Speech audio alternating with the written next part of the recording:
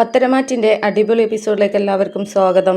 അങ്ങനെ നമ്മുടെ നവ്യ ചന്തുമോളെ കളിപ്പിക്കുന്നതും ഒക്കെ ഫോട്ടോ എടുത്തിട്ട് ദേവയാനി നവ്യയെ ചോദ്യം ചെയ്യുകയും അതുമൂലം നമ്മുടെ നവ്യ സത്യം പറയുകയും ചെയ്യുന്നുണ്ട്. ആദ്യമൊക്കെ എതിർത്ത് സംസാരിക്കുകയും എന്നിട്ട് എൻ്റെ കുഞ്ഞിനെ ഇനി പകവെച്ച് എന്തെങ്കിലും ചെയ്യണ്ട എന്ന് കരുതിയിട്ട് ഞാൻ അടുപ്പം കാണിക്കുകയാണ് എന്നും പിന്നെ അതൊരു കുട്ടിയുമല്ലേ, അതുകൊണ്ട് മാത്രമാണ് ഞാനിപ്പോൾ അനുവദിക്കുന്നത്. ഞാൻ ആ കുട്ടിയോട് ചെയ്താൽ എൻ്റെ കുട്ടി എന്നോട് തിരിച്ച് ചെയ്യില്ലേ എന്നുള്ള ആ ഒരു ചിന്ത കൊണ്ട് മാത്രമാണ്, അല്ലാതെ വേറെ ഒന്നുമല്ല, എനിക്ക് സ്നേഹം വന്നിട്ടൊന്നുമല്ല എന്നൊക്കെ ഇങ്ങനെ നവ്യ പിടിച്ചു നിൽക്കാൻ നോക്കുന്നുണ്ടെങ്കിലും ദേവയാനി അത് വിട്ടുകൊടുക്കാതെ അവളെ ചോദ്യം ചെയ്തുകൊണ്ടിരിക്കുകയാണ്. എന്നിട്ട് ഒടുവിൽ നവ്യയ്ക്ക് ആ ഒരു സത്യങ്ങൾ തുറന്ന് പറയേണ്ടി വരികയാണ്. അപ്പോൾ ആ സമയത്ത് ദേവയാനി പറയുന്നുണ്ട്, മോളെ നിൻ്റെ മാറ്റം കണ്ടപ്പോൾ എനിക്ക് ചെറിയ സംശയം ഉണ്ടായിരുന്നു, പിന്നെ അത് ഉറപ്പിക്കാനായിട്ടില്ല, നിൻ്റെ സ്വഭാവമല്ലേ, അതുകൊണ്ട് ഉറപ്പിക്കാതെ നിന്നോട് ചോദിക്കാതിരുന്നതാണ് എന്നൊക്കെ പറയുന്നുണ്ട് ദേവയാനി. അപ്പോൾ ആ സമയം നവ്യ പറയുന്നുണ്ട്, ഞാൻ അമ്മ പറഞ്ഞ സമയത്ത് മുതലേ ഇതിനെക്കുറിച്ചുള്ള അന്വേഷണത്തിലായിരുന്നു. പിന്നെ എൻ്റെ കമ്പനിയിലുള്ള ഒരു ഡേവിഡ് സാറുമായിട്ട് ഇത് ചർച്ച ചെയ്യുകയും DNA ടെസ്റ്റിന് അയക്കുകയും ചെയ്തു. പക്ഷേ ആ സമയത്തൊക്കെ അബിയുടെ കുഞ്ഞല്ല എന്നുള്ള റിസൾട്ടായിരുന്നു അവരെനിക്ക് തന്നുകൊണ്ടിരുന്നത്. പിന്നീട് ചില സംശയങ്ങൾ കാരണം, അബിയുടെ പെരുമാറ്റം കാരണം ഒക്കെ ഞാൻ വീണ്ടും ഇതിനെക്കുറിച്ച് അന്വേഷിക്കാനായിട്ട് എൻ്റെ കൂട്ടുകാരിയെ ഏൽപ്പിക്കുകയും അവൾ യഥാർത്ഥ സത്യം തിരിച്ചറിഞ്ഞിട്ട് എന്നോട് പറയുകയും ചെയ്തു. അപ്പോൾ ആ സമയത്താണ് ഡേവിഡ് സാർ എന്നോട് എന്താണ് ഇങ്ങനെ ചെയ്തത് എന്നുള്ളത് കണ്ടുപിടിക്കാനുള്ള ഒരു തിരക്കിനിടയിലായിരുന്നു ഞാൻ.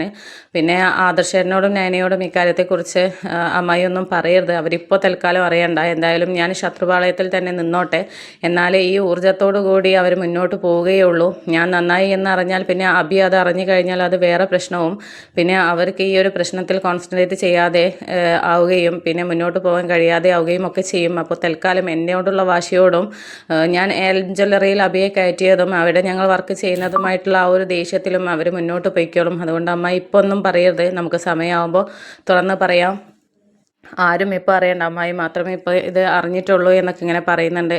അപ്പോൾ ആ സമയത്ത് ദേവയാനി പറയുന്നുണ്ട്, നീ ഒരു കാര്യത്തെക്കുറിച്ച് ആലോചിച്ച് സംസാരിക്കണമായിരുന്നു, നീ എത്രമാത്രം നയനെയും ആദർശനെയും കുറ്റം പറഞ്ഞു, എന്നിട്ടും അവർ നിന്നെ എതിർത്ത് സംസാരിക്കാതിരുന്നത് നിൻ്റെ ഭാവി തകരണ്ട എന്ന് കരുതിയിട്ടും നിൻ്റെ ജീവിതം നല്ല രീതിയിൽ മുന്നോട്ട് പൊയ്ക്കോട്ടെ എന്ന് കരുതിയിട്ടുമൊക്കെ ആയിരുന്നു എന്നൊക്കെ പറയുമ്പോൾ, അതൊക്കെ എനിക്കറിയാം അമ്മായി, അമ്മായി എന്നോട് പൊറുക്കണം എന്നൊക്കെ പറഞ്ഞിട്ട് ദേവയാനിയോട് മാപ്പ് ചോദിക്കുകയാണ്.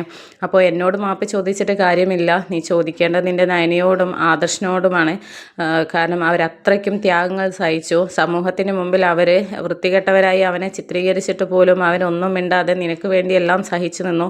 ഇത്രയും ത്യാഗം സഹിക്കുന്ന ഒരാളെയായിരുന്നു നീ കുറ്റപ്പെടുത്തിക്കൊണ്ടിരുന്നത് എന്നൊക്കെ പറയുന്നുണ്ട്. അപ്പോൾ ആ സമയത്ത് തെറ്റ് പറ്റിപ്പോയി, അതിനുള്ള പ്രായശ്ചിത്തമാണ് ഞാനിപ്പോൾ ചെയ്തുകൊണ്ടിരിക്കുന്നത്.